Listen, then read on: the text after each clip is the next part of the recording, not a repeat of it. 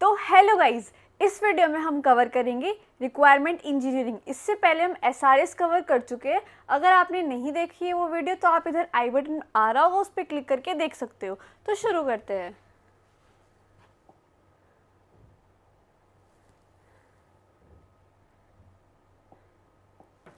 सबसे पहले हम समझ लेते हैं कि रिक्वायरमेंट इंजीनियरिंग क्या होती है। Process of defining, documenting and maintaining requirements in the engineering design process. जो भी आपका प्रोसेस को डिफाइन करने का, डॉक्यूमेंटिंग का और मेंटेनिंग रिक्वायरमेंट्स का प्रोसेस होता है, वो हमारा होता है requirement engineering. It generates SRS. अब एसआरएस नहीं देखा है तो पिछली वीडियो में जाके देखो, समझ में आ जाएगा। ये हमारे एसआरएस को जनरेट करता है। It describe the what of the system, not how. ये हमारे सिस्टम का या फिर प्रोसेस का वो डिफाइन कर रहा होता है कि हमारा सिस्टम क्या कर रहा है, नॉट हाउ, कैसे कर रहा है। ये हम यहाँ पे डिस्कस नहीं करने वाले हैं। यहाँ पे बस हम डिस्कस करेंगे क्या कर रहा है, कैसे नहीं करेंगे। Here input is problem statement prepared by customer. जो आपकी प्रॉब्लम स्टेटमेंट होती है वो कस्टमर प्रिपेयर करके देता है। अब आप इसको ऐसे समझ सकते हो, जब हम हैकेथॉन्स में जा रहे होते हैं तो हमें कोई भी एक पर्टिकुलर प्रॉब्लम स्टेटमेंट मिलती है, उस पर हमें वर्क करना होता है या फिर उसका हम कोई सॉल्यूशन प्रोवाइड कर रहे होते हैं। और प्रॉब्लम स्टेटमेंट हमें कौन प्रोवाइड कर रहा होता है? जो कि हमारे हैकेथॉन जो कंडक्ट करा रहे हैं वो। तो कस्टमर हमारे हो गए हैकेथॉन कंडक्ट कराने वाले, और प्रॉब्लम स्टेटमेंट वो हमें दे रहे हैं, हम उसका सॉल्यूशन प्रोवाइड कर रहे हैं। ऐसे ही कस्टमर को हम उनकी प्रॉब्लम स्टेटमेंट का सॉल्यूशन प्रोवाइड कर रहे हैं। इसमें हमारे 4 प्रोसेसेस रहने वाले हैं। हर एक प्रोसेस को हम अलग अलग वीडियो में कवर करेंगे। सबसे पहले हमारा आ जाएगा requirement elicitation, analysis, documentation and review. ये 4 टॉपिक्स रहेंगे, चारों अलग अलग टॉपिक वीडियो में हम कवर करेंगे।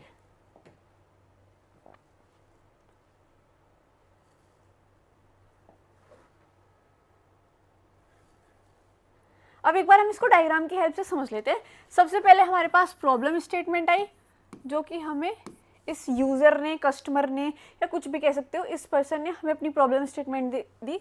उस पर हम अपनी रिक्वायरमेंट इंजीनियरिंग लगाएंगे और उससे हम एसआरएस जनरेट करेंगे। अभी हमने देखा था कि इट जनरेट्स एसआरएस, ये हमारे एसआरएस को जनरेट करेगा।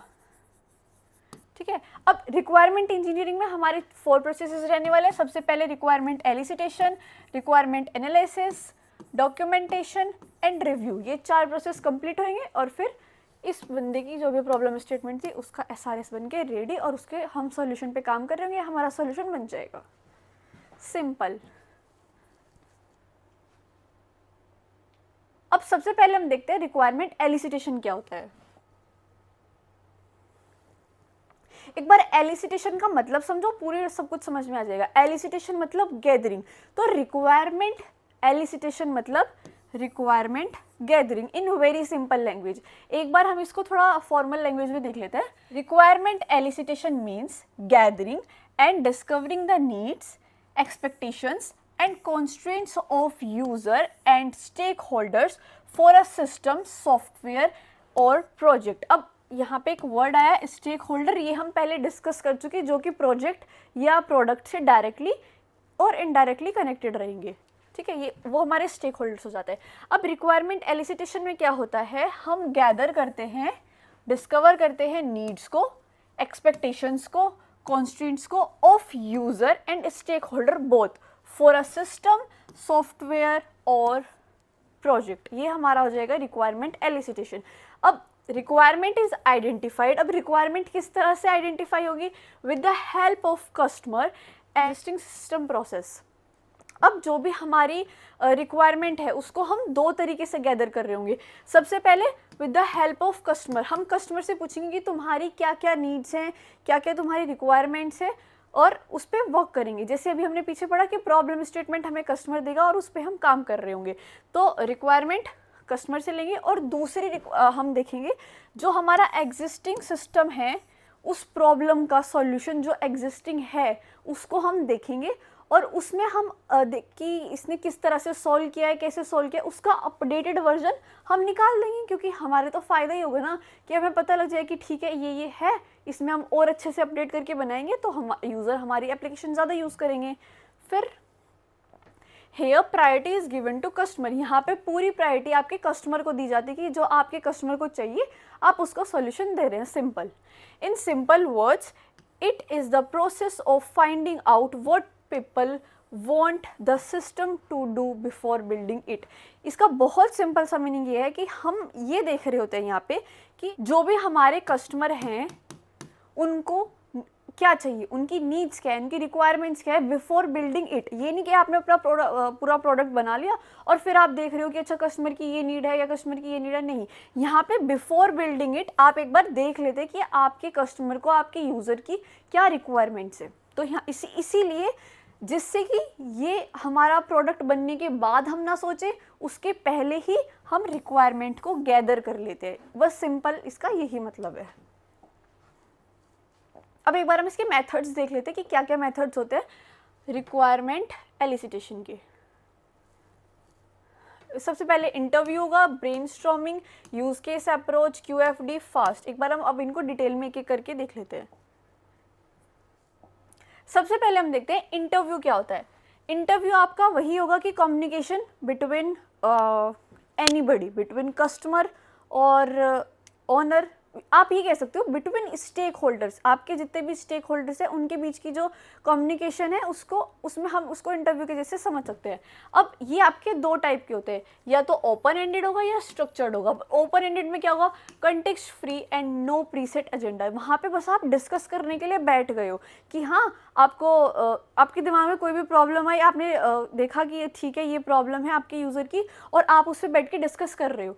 स्ट्रक्चर्ड में क्या होगा, फोकस ऑन पर्टिकुलर आइडिया। वहाँ पे आप किसी एप्लीकेशन के या किसी सॉफ्टवेयर के, किसी प्रोजेक्ट के एक पर्टिकुलर पार्ट को उठाएंगे और उस पर डिस्कस करेंगे, वो स्ट्रक्चर्ड होगा। और ओपन एंडेड में आप कुछ भी डिस्कस कर सकते हैं, वहाँ पे किसी भी टाइप का डिस्कशन हो सकता है।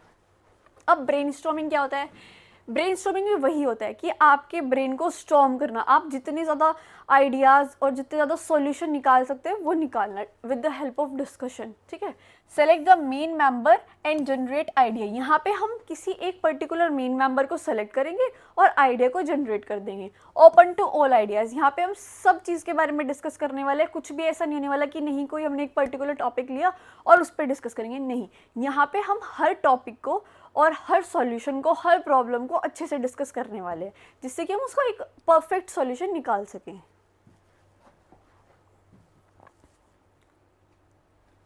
अब हम देखते हैं फास्ट क्या होता है। फास्ट भागने वाला फास्ट या तेज वाला फास्ट नहीं। फास्ट इज ना कि वो वाला फास्ट जो हम वर्त करते हैं। फास्ट यहाँ पे अपना सॉफ्टवेयर इंजीनियरिंग में रहने वाला है फैसिलिटेटेड एप्लीकेशन स्पेसिफिकेशन टेक्निक। अब ये क्या होता है देख लेते हैं। It's main objective is to bridge the expectation gap between customer and developer. अब आपका ये कस्टमर है और ये आपका डेवलपर है, इनके बीच में कोई भी कम्युनिकेशन, इनके बीच में एक गैप आ रहा है, तो इसको ब्रिज करता है हमारा fast.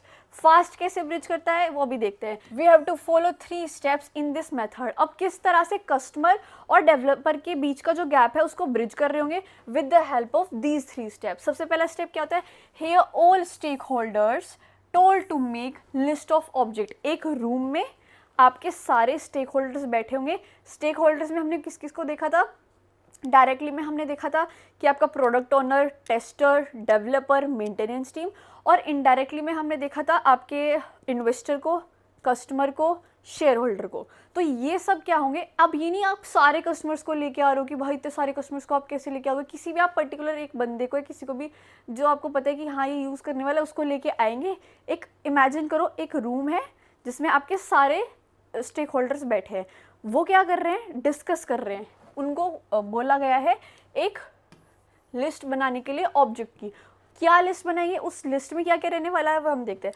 Part of environment that surrounds the system. जो भी आपके सिस्टम का एनवायरमेंट है, जिस चीज़ से वो सराउंडेड है उस चीज़ के बारे में आप लिखो। Produced object of the system, जो भी आपके सिस्टम का ऑब्जेक्टिव है या ऑब्जेक्ट है उसको बनाओ। Used object of the system, जो कि आपके सिस्टम के ऑब्जेक्ट से जो यूज़ हो चुके उसको लिखो। तो ये 3 चीज़ आपके जो शेयर होल्डर्स है वो अपनी एक लिस्ट में सब अपना अपना अलग अलग अलग लिस्ट बनाएंगे। उसके बाद हम क्या करेंगे, combine all and get a structured solution for documentation purpose. जितने भी सब स्टेक होल्डर्स ने अलग अलग लिस्ट बनाई, उस सब को कंबाइन करेंगे और स्ट्रक्चर्ड सॉल्यूशन निकालेंगे फॉर डॉक्यूमेंटेशन पर्पस। ठीक है, लास्ट स्टेप में क्या करेंगे, एलिमिनेट एक्स्ट्रास। जितना हमने सेलेक्ट कर लिया वो सब हमने एक अलग से लिख लिया, और जितना भी एक्स्ट्रास बचा जो हमें नहीं लगा कि हाँ ये हमें चाहिए, उसको एलिमिनेट कर देंगे। ये हमारी हो जाएगी फास्ट टेक्निक। अब हम देखते हैं QFD क्या होता है। ये भी एक मेथड है। It is a customer centric and in this technique customer satisfaction is concerned। अब यहाँ पे हमारा पूरा फोकस हमारे कस्टमर पे रहने वाला है। फास्ट में हमने देखा वहाँ पे सब थे, आपके सारे स्टेक होल्डर्स वहाँ पे बैठे हुए थे। यहाँ पे हमारा मेन कंसर्न रहेगा कस्टमर पे। It emphasizes on the requirement which are valuable to customer, only customer। Okay? Identify customer requirements. Customer की 3 टाइप की रिक्वायरमेंट्स हो सकती है, normal requirement, expected requirement, existing requirement. Normal requirement में वही आ जाएगा कि हाँ जो उसकी नॉर्मल रिक्वायरमेंट्स है वो उसने बता दी। एक्सपेक्टेड जो वो एक्सपेक्ट कर रहा है कि ठीक है मैं अभी एग्जिस्ट नहीं करती पर वो एक्सपेक्ट कर रहा है कि ये वाली रिक्वायरमेंट वो एक्सपेक्ट कर सकता है। एग्जिस्टिंग में जो उसकी अभी है वो आ जाएंगे आपकी एग्जिस्टिंग में।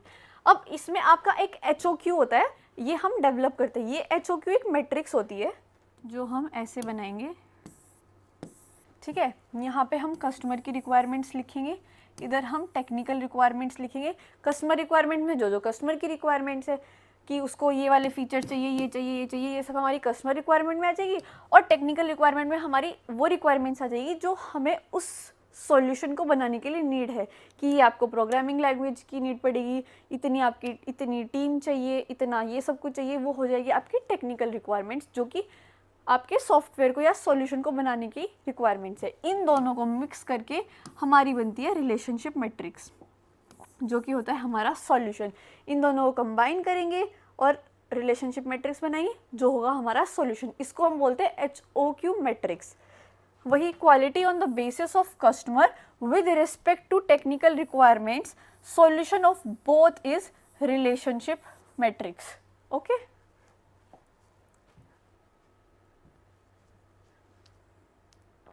अब हम देखते हैं यूज केस अप्रोच क्या होता है।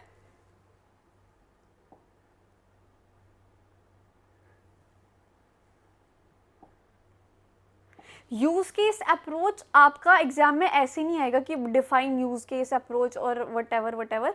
यहाँ पे आपको बोलेंगे कि draw diagram of this particular, जैसे कि एप्लीकेशन का या किसी भी सिस्टम का, आपको उसका यूज केस डायग्राम बनाना पड़ेगा। वो हम आगे देखते हैं तब समझ में आ जाएगा। A use case diagram is one type of UML diagram. अब UML डायग्राम क्या होता है ये हम इधर देखेंगे। What is UML diagram? UML means unified modelling language. ये एक लैंग्वेज होती है, देखते हैं। It's like a drawing language that software engineers use to plan and explain how a system works। ये एक ऐसे ड्राइंग वाली लैंग्वेज आप समझ सकते हो जो होती है, जो हम जैसे हम फ्लो चार्ट्स देखते हैं कि हाँ हमारा फ्लो चार्ट होता है, उसमें इस तरह से चीज़ें एक्सप्लेन होती है। जो भी चीज़ें आपकी डायग्राम्स के हेल्प से आप समझोगे वो आपको बहुत अच्छे से समझ आने वाली है। तो UML वही लैंग्वेज है जो कि हम ड्राइंग की हेल्प से, it is a drawing language जहाँ पे सॉफ्टवेयर इंजीनियर प्लान करते हैं और एक्सप्लेन करते हैं कि सिस्टम आपका कैसे वर्क कर रहा है। Think of UML like the blueprint of a house, but here it's the blueprint of software. ये आपके सॉफ्टवेयर का ब्लूप्रिंट रहने वाला है कि आपके सॉफ्टवेयर में ये चीज़ें हैं, इतने इसके फीचर्स हैं और ये इसके फंक्शंस हैं जो कि आप डायग्रामिकली दिखाते हो। अब यूज केस देख लेते हैं। अभी तो हमने देखा UML क्या होता है। UML के अंदर बहुत सारे अलग अलग डायग्राम्स होते हैं, बहुत सारी अलग अलग चीज़ें होती है। उसका एक पार्ट है यूज केस। अब यूज केस क्या होता है? इट शोज हाउ यूज़र को हम यहाँ पे एक्टर बोलेंगे, ठीक है, आगे समझ में आएगा।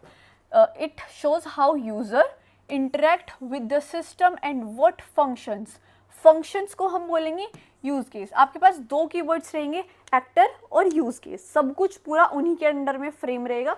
2 वर्ड समझ लीजिए, एक्टर और आपका यूज केस। अब यूजर के और सिस्टम के जो फंक्शंस हैं उनके बीच का जो आप मतलब एक देख रहे हो कि वो किस तरह से यूज़र इंटरेक्ट कर रहा है सिस्टम के साथ, वो हम अपने यूज़ केस डायग्राम से दिखाते हैं।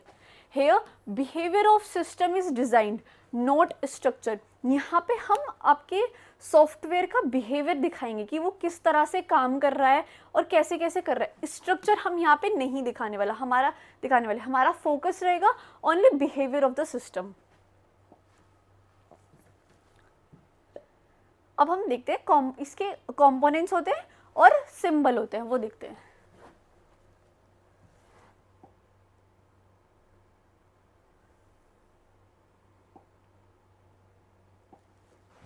सबसे पहले एक्टर, अभी जो मैंने बताया आपको, यूजर आपका एक्टर रहेगा, जो भी यूज कर रहा है या जो भी एग्जिस्टिंग चीज़ है, एग्जिस्टिंग इंसान है या कुछ भी है, वो हमारा एक्टर रहने वाला है।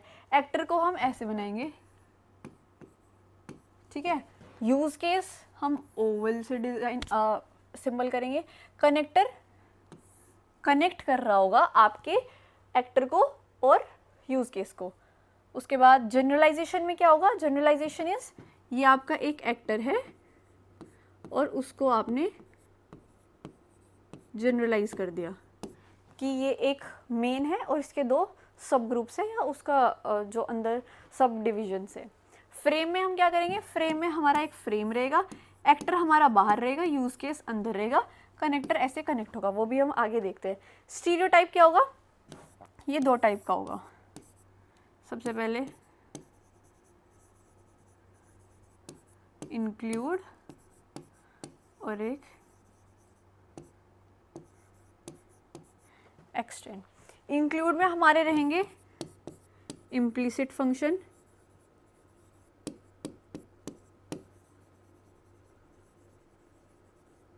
और इसमें रहेंगे एक्सप्लिसिट फंक्शन।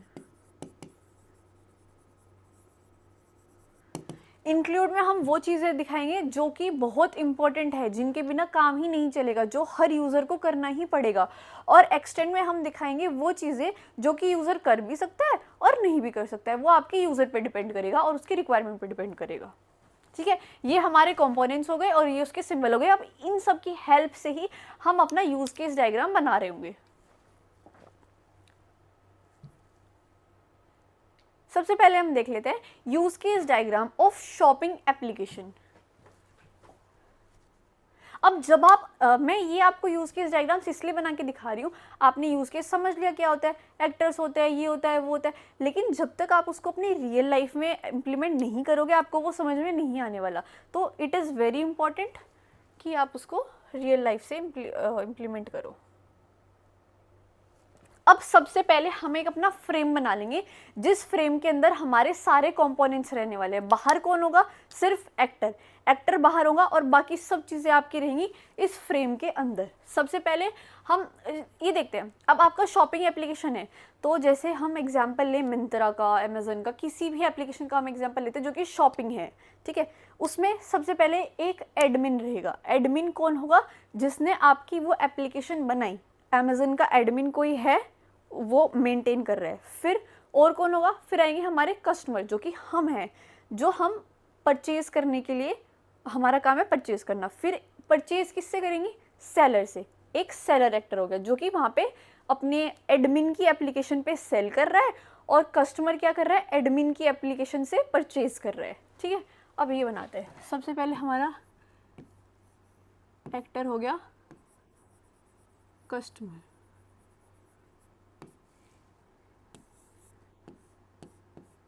एक एक्टर हमारा हो गया सेलर और एक कस्टमर, एक एक्टर हो गया हमारा एडमिन। अब कस्टमर को हमने अभी देखा था जनरलाइजेशन, कस्टमर को हम दो पार्ट में जनरलाइज करेंगे। या तो आपके कस्टमर ने मेंबरशिप ली हुई है या फिर नहीं ली हुई है, तो एक हो जाएगा मेंबर और एक हो जाएगा नॉन मेंबर। फिर सेलर भी दो तरीके से हो सकता है, या तो आपका सेलर वेरीफाइड है या फिर नॉन वेरीफाइड है। ये हमारे कस्टमर का हो गया, सेलर का हो गया। और एडमिन का आप चाहो तो आप जनरलाइज कर सकते हो, नहीं तो आपको मेन जो एग्जाम्स में दिखाना होता है, 10 मार्क्स में जो भी क्वेश्चन आता है आपको मेन दिखाना होता है कि हाँ आपको पता है जनरलाइजेशन क्या होता है, आपने 2 का करके दिखा दिया, दैट्स इट। अब हम देखते हैं, अब जब हम मिंत्रा पे जाते हैं, अमेजन पे जाते हैं, फ्लिपकार्ट पे जाते हैं, कहीं पे भी जाते हैं, सबसे पहले हमारे पास ऑप्शन आता है अकाउंट लॉगिन। इसके बिना आप कुछ कर ही नहीं सकते। सबसे पहले आप अपना अकाउंट बनाओगे। अब इस अकाउंट लॉगिन से हमारा कस्टमर के जितने भी उसके एप्लीकेशन के फीचर्स हैं वो कनेक्ट रहेंगे। सबसे पहले आपके पास कार्ट हो जाएगी कि आप ऐड टू कार्ट कर रहे हो, फिर आप ऑर्डर कर रहे हो, ऑर्डर के लिए आपको एड्रेस डालना पड़ेगा, फिर आप पेमेंट करोगे। अब चांसेस हैं कि आप कैंसिल कर दो या फिर रिटर्न कर दो या फिर एक्सचेंज कर दो, ठीक है। अब ये सब आपके कनेक्टेड रहेंगे इस एक्टर के साथ। ये आप थोड़ा सही से अपना डायग्राम देख लेना, ये कनेक्टेड है इससे और ये सब कनेक्टेड है अकाउंट लॉगिन से। बिना अकाउंट लॉगिन किए आप ये सब कर ही नहीं सकते।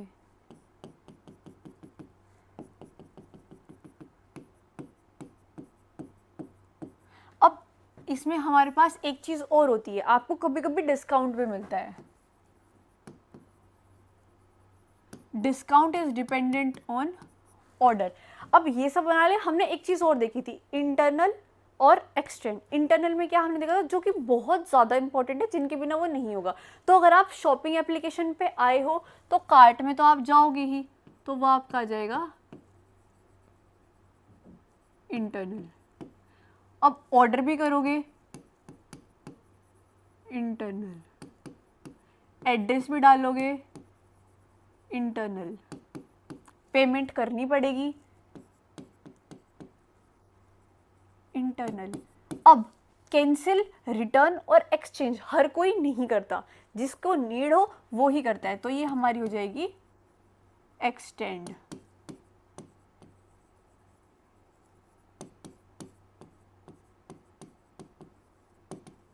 और डिस्काउंट भी जरूरी नहीं है कि हर बार हो, तो ये भी हमारा हो जाएगा एक्सटेंड। अब जो आपका सेलर है वो किस चीज से कनेक्टेड है, आपके ऑर्डर के स्टेटस से, या फिर अगर आप रिटर्न कर रहे हो और एक्सचेंज कर रहे हो। सेलर जो से वो क्या क्या देख सकता है कि हाँ, और वो आपके एक पेमेंट स्टेटस से भी कनेक्टेड रहता है। ऑर्डर स्टेटस से इसलिए क्योंकि वो देखेगा कि हाँ ऑर्डर पहुंचा नहीं पहुंचा, डिलीवर्ड हुआ कि नहीं हुआ। और पेमेंट से इसलिए कि वो ऑनलाइन पे कर रहा है कि सीओडी कर रहा है। इससे हमारा सेलर, अब सेलर की भी एक अपनी आईडी होगी। ये फिर दोबारा आप कैसे कनेक्टेड रहेंगे, इंटरनल और इंटरनल। अब जो सेलर है, अब एडमिन किससे कनेक्टेड है, एडमिन इन दोनों से कनेक्टेड है। एडमिन जैसे ही कस्टमर की मेन चीज होगी उसका अकाउंट, सेलर की मेन चीज होगी उसकी आईडी। कस्टमर के और सेलर की आईडी और लॉगिन से हमारा एडमिन कनेक्टेड रहेगा। तो इस तरह से आपकी पूरा जो आपके एप्लीकेशन का इकोसिस्टम है वो रहने वाला है कि आपका एडमिन के पास कस्टमर की लॉगिन डिटेल्स है, इससे वो कुछ भी एक्सेस कर सकता है, और सेलर की आईडी है जिससे कि वो इनमें से कुछ भी एक्सेस कर सकता है। और आपके सेलर जितनी उसको नीड है उतनी हमने सेलर को अथॉरिटी दे दी और यूज़ दे दिया, और जितने आपकी कस्टमर की नीड्स है उसको हमने दे दिया। तो ये आपका हो गया use case diagram of shopping application. एक बार आपको अगर देखना है तो आप देख सकते हो सही से। अब हम देखते हैं use case diagram of banking system. Banking system में हमारा कौन कौन रहने वाला है, एक कस्टमर रहेगा, ठीक है,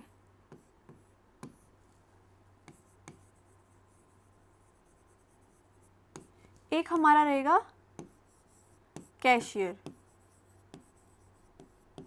जब हम बैंक में जाते हैं हम देखते हैं ना कि वहां पे कैशियर बैठा रहता है। एक हमारा रहेगा बैंक, क्योंकि सबका बैंक अलग अलग होता है, एक हमारा रहेगा मैनेजर। अब कस्टमर को हम दो चीज में जनरलाइज कर लेते हैं, रेगुलर या फिर नॉन रेगुलर। अब हम जब भी किसी, आप देखते हो आपके पास पेटीएम हो गया या फिर और भी बहुत सारी चीज़ें, या फिर अगर आप नॉर्मल बैंक में भी जाते हो, मतलब ऑनलाइन एप्लीकेशन का एग्जांपल, अगर आप बैंक में भी जाते हो, वहाँ पे आप क्या करोगे, सबसे पहले अकाउंट, आपका अकाउंट जनरेट होगा, उसमें हम क्या कर सकते हैं, क्रेडिट कर सकते हैं, डेबिट कर सकते हैं, अपना बैलेंस चेक कर सकते हैं, लोन के लिए अप्लाई कर सकते हैं,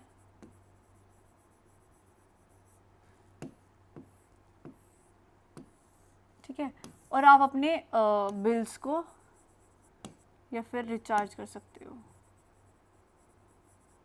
ये सब हमारा हम कर सकते हैं बैंक में जाके। कैशियर क्या करेगा,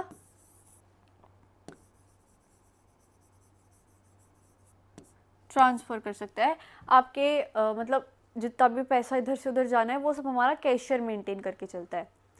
अब ये सब आपके कनेक्टेड रहेंगे अकाउंट लॉगिन से। क्रेडिट हर कोई करता है,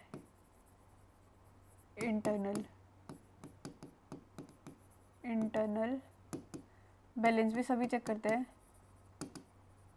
पर लोन के लिए हर कोई अप्लाई नहीं करता, तो ये आ जाएगा आपका एक्सटेंड में, और ये भी सब करते हैं तो ये आ जाएगा आपका इंटरनल में। अब ये आपके बैंक से कनेक्टेड रहेगा, और जो आपका मैनेजर है, जो भी लोन के लिए जिसने अप्लाई किया उसको अप्रूव लोन्स का काम आपका मैनेजर का रहेगा। जितने भी प्रमोशंस होंगे वो आपका मैनेजर करेगा, और मैनेजमेंट भी आपका मैनेजर करेगा। कैशियर का या फिर आपके कस्टमर का, बैंक का कैसे कैसे है, ये सब आपका मैनेजर मेंटेन करके चलेगा। अब ये पूरा आपका यूज केस डायग्राम हो गया बैंकिंग सिस्टम का। बैंकिंग सिस्टम में कस्टमर का क्या क्या फीचर, मतलब कस्टमर को क्या क्या चीज़ें मिल रही है, कैशियर क्या कर रहा है, बैंक का एक अकाउंट है, और मैनेजर क्या क्या कर रहा है, ये सब आ गया आपका बैंकिंग सिस्टम का। अब हम देखते हैं use case diagram of library management system. अब लाइब्रेरी को आप एक बार अपने इमेजिन कर सकते हो, आपके कॉलेज की लाइब्रेरी जो है उसमें हमारे पास एक होगा यूजर, और ये यूजर या तो आपके स्टूडेंट्स हो सकते हैं या स्टाफ हो सकते हैं। स्टाफ में हम स्टाफ इसलिए टीचर भी लिख सकते हैं, लेकिन कोई और भी पढ़ सकता है, किसी और का अगर मन है तो वो हमारे सारे स्टाफ में आ जाएंगे। अब एक हमारे पास होगा लाइब्रेरियन, इसको हम दो तरीके से जनरलाइज कर सकते हैं, एक डे शिफ्ट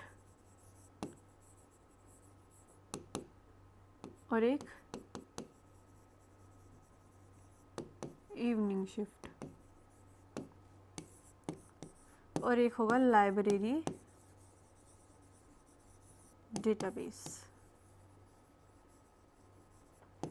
अब यूजर जो है वो क्या क्या कर सकते हैं जाके, सबसे पहले तो read book, issue book, return book. अब इशू करने के बाद उसने रिटर्न की लेकिन वो डिले हो गया तो पे फाइन और उसकी एंट्री, ये सब हमारा यूज़र कर सकता है। इसके अलावा हमारा यूज़र क्या ही करेगा लाइब्रेरी में जाके, अब लाइब्रेरियन क्या करेगा, अटेंडेंस लगाएगा कि जब हम जाते हैं एंट्री होती है ना हमारी कि हाँ आप इस टाइम पे आए हो, इस टाइम पे गए हो, या ये बुक आपने लिए, तो हमारा अटेंडेंस लगाएगा और मेंटेन कैटलॉग को मेंटेन करेगा। कैटलॉग को मेंटेन करने में क्या आ जाएगी, तीन चीज़ें आ जाएगी,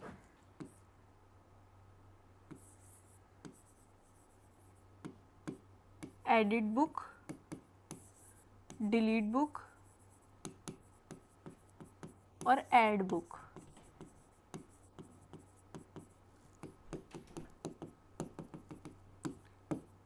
ठीक है, ये हमारा लाइब्रेरियन कर रहा होगा।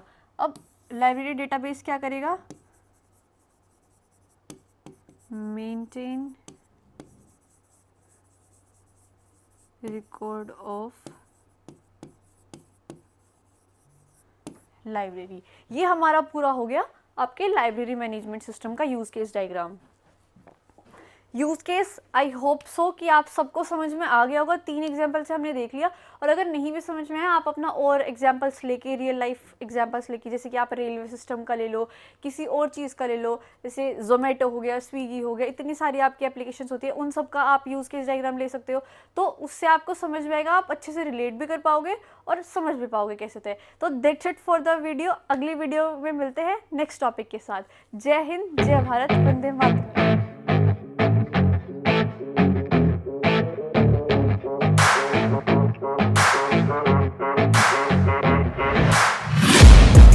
Taking shots at the enemy. I'm gonna make it to the top, leave a legacy.